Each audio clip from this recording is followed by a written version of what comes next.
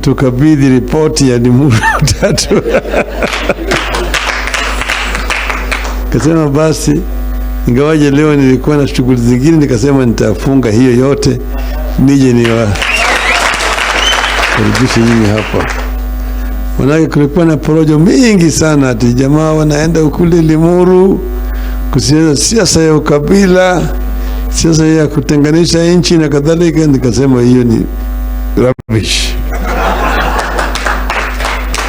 Tuko na demokrasia katika taifa letu.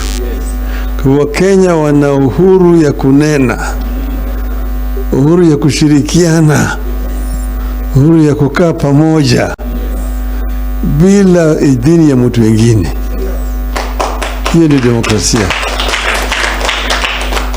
Sasa nilienda huko, nikapigiwa simu mingi sana kabla ya Limuru. Tafadhali baba, mwambie hawa watu hairishi hii maneno. Hii maneno itatenganisha watu.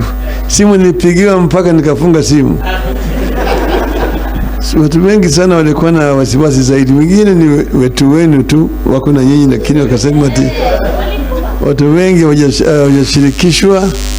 Kwa hivyo hii maneno itatenganisha watu, italeta joto mingi sana katika eneo zetu. Hatutaki mkutano wakati huu. Kasema moja, hii endelee tu, hiyo nyingine unataka itakuja baadaye.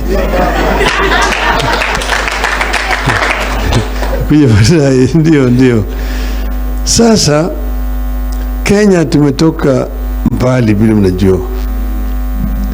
Eneo hii ya mlima ilipigana sana, kuna mambo ya wakati wa koloni. Kwa sababu gani?